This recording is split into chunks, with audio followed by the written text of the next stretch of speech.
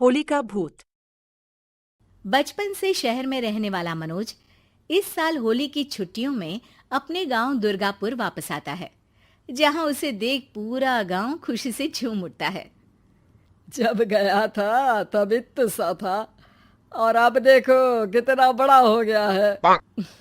हाँ सरपंच जी, जब मैं गया था तब आप भी बहुत जवान थे और अब देखो कितने बूढ़े हो गए हैं आप। चलो चलो, बढ़िया है। बच्चा घर वापस आ गया। इसी खुशी में आज रात पार्टी होगी। क्या बात है, गांव में भी पार्टियां होने लगी। वैसे अगर पार्टी की बात है तो आज क्यों सीधा होली पार्टी करते हैं। होली पार्टी की बात सुन चहल पहल में अचानक सन्नाटा छा जाता है, जिसे देख मनोज को कुछ अजीब लगता है, लेकिन तभी सरपंच बात पलट देता है। अब बहुत देर हो गई, चलो सब अपने घर चलो, पार्टी के बारे में कल सोचेंगे। मनोज भी मम्मी पापा के साथ घर आ जाता है, पर होली पार्टी और उस पर पूरे गांव की खामोशी वाली बात अभी तक उसके जहन से निकलती नहीं।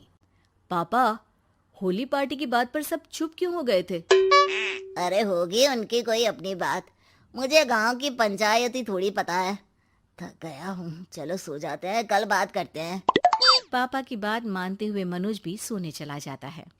आज तो छुपा लिया, लेकिन हफ्ते बाद जब होली का दिन आएगा तब इसे कैसे रोकोगे? अगली सुबह सूरज के साथ ही मनोज भी गांव घूमने निकल जाता है, जिस पर रास्ते में उसे अपनी ही उम्र के कुछ लड़के भी मिलते हैं, जिनसे दोस्ती कर अब वो उनके साथ घूमने लगता है। इसी तरह कुछ दिन बीत जाते हैं और होली नजदीक आने लगती है। दोस्तों, होली में 4 दिन ही बचे हैं, पर गांव में उसकी कोई तैयारियां क्यों नहीं दिख रही? क्योंकि यहाँ होली नहीं मनाई जाती। अरे पर ऐसा क्यों? वो राजा भूषण। अरे तुम 4 दिन के लिए आए हो, क्या इतना सोच रहे हो? चलो कुछ खाने चलते हैं। इसी के साथ एक बार फिर होली की बात को टलते हुए देख मनोज को शक होने लगता है। वो घर पहुंचते ही इंटरनेट पर अपने गांव और राजा भूषण के बारे में जानकारी निकालने लगता है। क्या? मुझे आज तक ये नहीं पता था। ऐसा कैसे? किसी ने मुझे कुछ बताया क्यों नहीं? सारी जानकारी लेने के बाद मनोज गांव वालों या अपने मम्मी पापा से कुछ पूछे बिना खुद ही उसकी सच्चाई के बारे में छानबीन करने लगता है, जिसके चलते वो राजा भूषण की हवेली में पहुंचता है। वाह, क्या हवेली है यार। पर क्या यहाँ सच में कोई भूत है? हेलो भूत जी, कोई है क्या? हम इस साल गांव में होली सेलिब्रेट कर रहे हैं, क्या आप उस पर थोड़ा इंटरव्यू देंगे? मनोज के ऐसा बोलते ही गांव में तूफान उठ जाता है और हवेली में रखी सारी चीजें हिलने लगती हैं। एक अदृश्य शक्ति मनोज को धक्का देकर हवेली से बाहर निकाल दरवाजा बंद कर लेती है। ये सब देख मनोज हैरान रह जाता है। क्या? अभी मुझे हवा ने धक्का देकर बाहर निकाल दिया।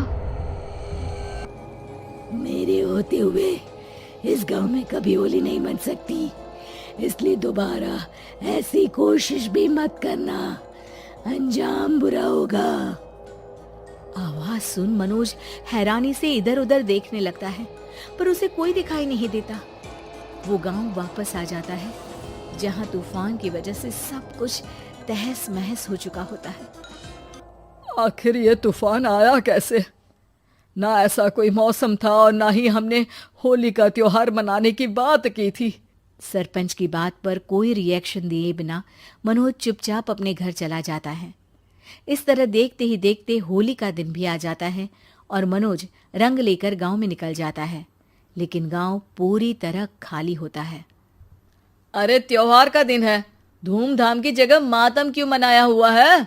मनोज की आवाज सुन सब अपने घर की खिड़कियां खोल के घर के अंदर से ही उसे वापस जाने के लिए कहने लगते हैं, पर वो किसी की नहीं सुनता।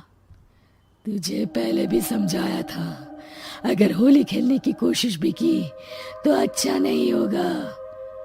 अरे बात मान लो बेटा, तुम्हें सच नहीं पता। मुझे सब पता है। सालों पहले इस राजा ने एक अंधविश्वास फैलाया और आप लोग आज तक उसे मानते आ रहे हो। अरे बेटा, जब तुम पैदा भी नहीं हुए थे उससे भी बहुत पहले से इस गांव पर होली का श्राप है। अगर गांव में होली का त्योहार मनाया जाता है तो प्रलय आना पक्की बात होती है। राजा भूषण इस सब में नहीं मानते थे और त्योहार मनाने लगे, जिसके चलते होली वाले ही दिन पहले उनके बेटे की और फिर उनकी मृत्यु हो गई। तभी से गांव की रक्षा के लिए उनकी आत्मा उस हवेली में रह रही है। सबकी बातें सुन मनोज उलझन में पड़ जाता है। सोचना भी मत मनोज, अगर तुमने इस परंपरा को तोड़ने की कोशिश भी की तो उसका परिणाम इस गांव और गांव के लोगों के लिए अच्छा नहीं होगा। मुझे भी यकीन नहीं हो रहा कि आप लोग एक बेतुकी बात को मानकर सालों से रंगों के त्योहार को मातम की तरह मनाते आ रहे हो। मनोज किसी की कोई बात ना मानते हुए पूरे गांव में रंग बिखेर देता है, जिसके तुरंत बाद वहां तूफान के साथ बिजलियां गरजने लगती है। अचानक मौसम में ऐसा बदलाव देख जहां मनोज कंफ्यूजन में आ जाता है, वहीं गांव वाले डर से सहम जाते हैं।